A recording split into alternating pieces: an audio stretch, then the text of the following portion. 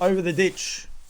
Bit of the New Zealand show rebranded, I suppose, is the best way to do it. And I've got a new host, Rani Hammond. Firstly, welcome to Campbell's Comments and Over the Ditch, mate. No, thank you, Paul. Thanks for having me. It's a pleasure to be on with you. We're going to try and do a little bit different. We're going to break down a few of the barriers, I suppose, and make awareness for people, things happening both sides of the ditch. Hence the reason the show's called Over the Ditch, because it doesn't matter if you're in New Zealand, it's back over here in Australia, and vice versa. We want to, I suppose, have a little bit of fun, but make sure people are keeping up with everything that is going on in the world out there, mate. Yeah. No, there's a lot obviously on at the moment. Things are starting to ramp up. We're seeing a lot of the spring runners come back, and it's actually a really exciting time. It is indeed. There's some good fields later in the week, later on in the show. We'll touch on those this Thursday, Friday coming up. Plus, the first of the grass track races is back at Methven. Saw the noms for those last night on another show. 35 for I think a maiden trot. Just amazing noms for the grass track racing, isn't it? It's huge. A little bit surprising to see that actually when I saw it myself. Yeah, it is brilliant. Well, you'll be heading there because you actually, anyone wondering, you work for Paul Nan and you help him out. A little bit of your harness, or your background, if you like, because your harness background is very, very short. Yeah, no, well, my racing sort of background is entirely short. I just sort of turned up one day and got bitten by the bug, and here I am. Yep, and it is a bug. That is for sure, and it's a lot of fun. And you're working there for Paul Nan at the minute. You must be enjoying that. Yeah, loving it. There's a lot on. Things are starting to ramp up, which is always good, but definitely loving it. He had a winner last week too. We won't go through and highlight all the winners, but we better highlight his. That's for sure. Otherwise, you might have to cook your own breakfast. Yeah, two tongues around a super race. Yeah. He's got a couple of horses. One of the better fillies is starting back. Is she racing this Friday night? Did I see? Or is that no? Maybe not. I don't think we've got one of them in. We've got two in, I think, this week. Two of them in. Yeah, but the others, yeah, they're not far off. How many does Paul work? Oh goodness! At the moment, I think we've got around 11 or 12. Yep. All right. Very, very good. I've got people ringing me. You don't worry about that. That's the part about this show. You don't ever stress. Mate, one thing we do want to get across, the main thing we want to stress across at the start is also Blue September. The guys over in New Zealand are getting right behind it, and we want to make sure people are aware of it. There's a good campaign going on there. I've got the banner up at the minute. Do something to help out a mate. Donate to Blue September. I think there's 12 drivers, 12 ambassadors getting behind it, and I think they've already had a pretty good start to the month of September, raising a fair bit of coin already.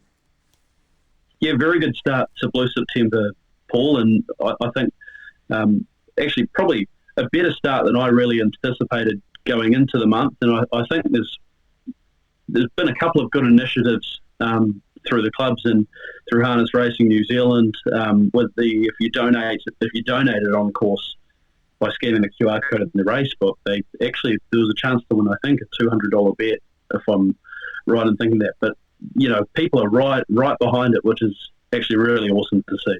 No, there is indeed. Already the total's at $7,000 raised so far, and what's today, about the 5th of September. So that's an amazing effort straight away, especially considering small drivers. I think it's Robbie Close. I think he was $1,000 every time he gets a winner as well. So that's really, really encouraging.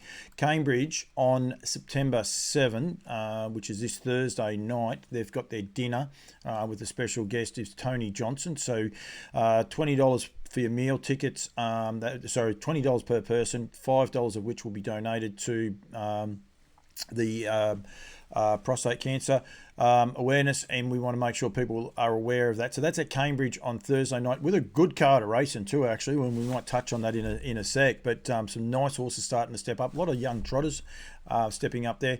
And we touched on Methven just there before, and those fields haven't been finalised just yet. But huge opportunity at Methven. I don't know if you've seen this one. Wear blue to our race day on September 10. Fill out a form in your race book. Put the form into the box next to the bird cage, and by race 7, you're in the draw for a couple of nights accommodation at the Methven Motels and Apartments. $100 a double liner voucher, and a double pass to a peaky hot pool. So that actually all sounds pretty cool. Is that the hot pools near the end of the Methven track? Do you know or not? I don't actually know, but regardless, it does sound like paradise. It does indeed. I've been to Methven, a beautiful part of the world. It'll be still cold there now. I'm sure there's still snow on the mountains. Bit of a recap, some of the highlights, if you like, of what you were able to see last weekend, some of the runs and the horses that you were able to, I suppose, glean from, mate. Yeah, well, Friday we started the weekend with Winton, obviously with that 7-race card, and I did see this, but I didn't actually notice until it was pointed out on social media. The Williamsons actually took out the first 5, which was a fantastic one, with obviously Phil winning training the first winner of the day, with Nathan driving, and Matty Williamson getting a trainer and driver winning the second, and then a race double for Brad and Kieran Tomlinson, and then Hidden Talent with the win in the 5th. It was a pretty mammoth effort by the looks of it. I actually had a look last night. I think you're right. The race that they didn't contribute at all, and I mean that nicely, was race number 6, Pebble Beach at Alabar. There was a bit hard to sort of stretch for that. But then you go to race 7, and Nathan's run second in the last as well. So, you can say they've done a fair job out of 6 of those 9 races. Brilliant effort. And then I think they backed up the next night. Phil won the first trot the next night as well. Like a massive effort from the whole family. Yeah, I think it was actually that night at Addington, I believe, because Friday there were 2 meetings down south and then up at the Met, which was, logistically even that's a mammoth effort in themselves, but to get that many wins in one day is a pretty impressive feat.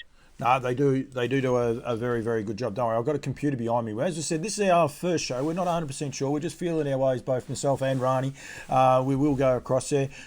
Kerry Tomlinson, while you're on that Winton meeting, junior driver, got a double on the day and done a great job.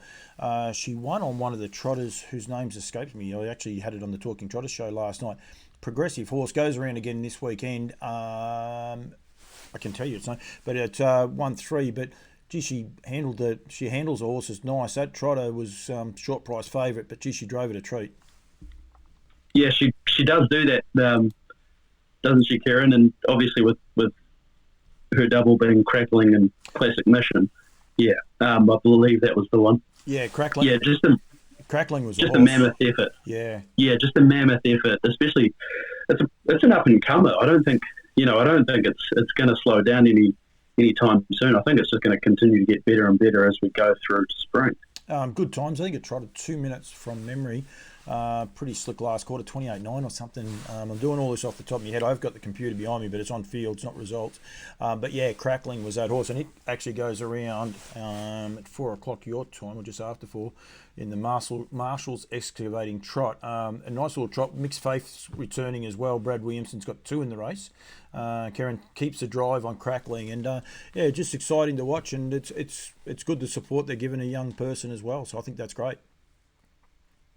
Yeah, no, 100%. They're really good at doing that, the Williamson family. They love supporting the up-and-comers through the industry, which is always really encouraging.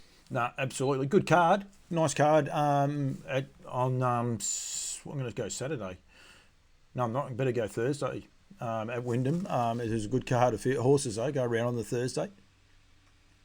Yeah, I haven't, to be honest, spent a lot of time looking at that card. I've spent a bit of time looking at the Fridays, obviously, with the Pawnee runners being there as well.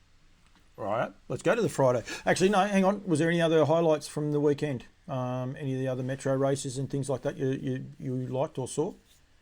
2 tonguers are learning the trot.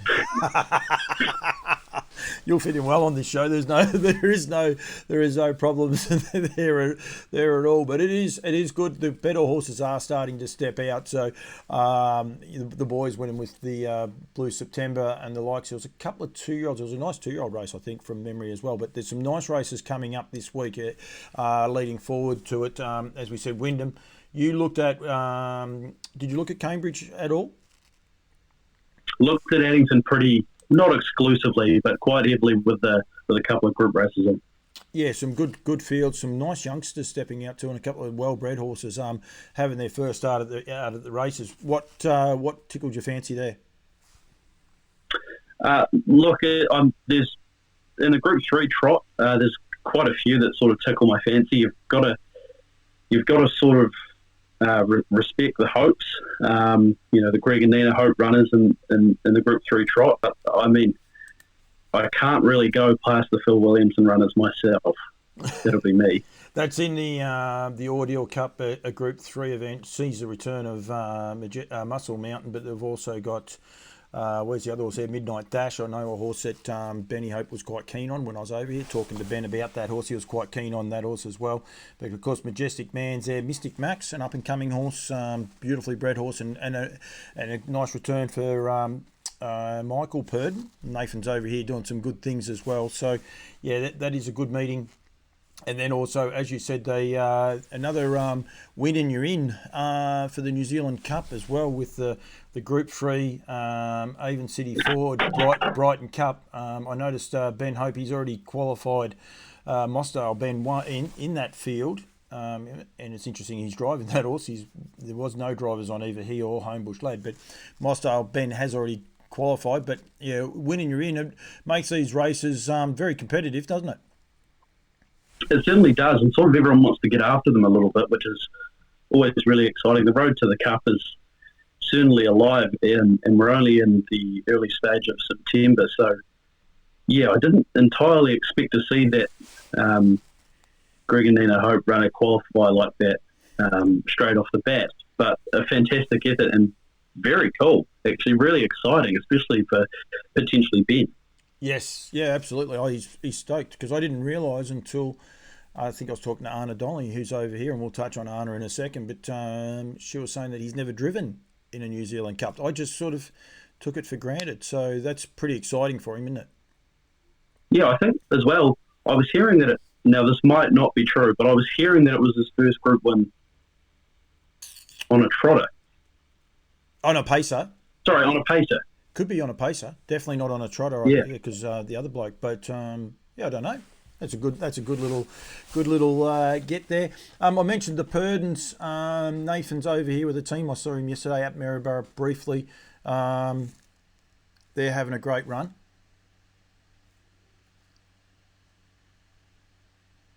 You can't hear me. Yeah, no, they are. Oh, yep. I haven't. I've been a little bit busy with everything along here, but I've heard nothing but good things, really, with the team that they've got over there. Yeah, the two out of Highgate, High Energy won on Sunday at Cranbourne, and then the other filly won the Shepparton Cup the week before. Anna Donnelly, I mentioned her just there before. Anyone wondering what happened to Kengo the other night? He refused to go on the truck. I think some people were thinking there was a clerical error or there was a few other things. I can categorically say that he said no. To be honest, it wasn't a truck. Brent Lilly and the team, they have a gooseneck, if you like, so it's a little bit lower. Apparently, he's fine on a truck. He'll walk up a big ramp, but he wasn't playing the game, and of course they had Queen Elida in. On the same night Lils did, and he was going to be sharing the float, so it was imperative that she got there. So unfortunately Kango got to spend the night at home in the box. I'm tipping he didn't get Sunday morning off. It's always, there's always a lot of talk around why sort of some horses miss certain things, and sometimes it is pretty simple, like they just wouldn't get on. Yeah, no, he wouldn't get on at all. And I was talking to Tracy Cullen there at Melton. Tracy's not big on interviews and the likes, but she said there was no chance. He just said, no, not tonight. I'm going to stay at home. And it wasn't like they got him close. Apparently, he didn't want to play the game. Queen Elida, as a trotting man, brilliant return to the racetrack, winning the Australasian Trotting Championships the other night. Small field, but very, very classy field. Did you get to see her at all, mate? I got to watch a sort of replay. It was a little bit shorter than the full race, but huge, to be honest, and not much other than that, but huge. Yeah, we talked quite a lot about Brett Lilly and the team of horses that he's got and the stable that he's got. He just, you've got to realise he's over in America at the minute with Elderberry and Zeus, and then he's got a mare like that. He's got another 2-year-old over here, Kai Valley Michael, that suffered his first defeat the other day. But Jesus, lovely, lovely horse. They've got a brilliant stable, lovely stable of trotters. They do. They really do. Yeah, absolutely. All right, Rani, this is our first crack at Over the Ditch. It's not going to be our last. You got a rough idea now what we're after. We'll be doing a bit more form, but we also want to highlight some of the things that do happen. We'll be highlighting Blue September, but we want to make sure people are aware of other things that are going on in the harness racing world. If people see you at the races and want to give you a little bit of a story in that, you're more than happy to take that, aren't you? 100%. Always have time for it. Yeah. No, all right, mate. Thank you very much for joining me. And as I said, we'll continue to go. We'll get ramping it up. Be a lot easier once we get these better races. As you said, Addington on Friday night, two group races, the trot and the pace. And of course, if you win the pacing race, you're into the New Zealand Cup. So that's pretty key. Tickets went on sale. At the start of the month, so you can get your tickets already to the New Zealand Cup. And November won't be that far off. It's a bit cold here today. I don't know what it's like in New Zealand. She's a bit fresh over here in Australia, but going forward, it'll be fine. All right, mate. Thank you very much for joining me, and you'll be back next week, whether you like it or not. I'm looking forward to it, Paul. Thanks, Steve.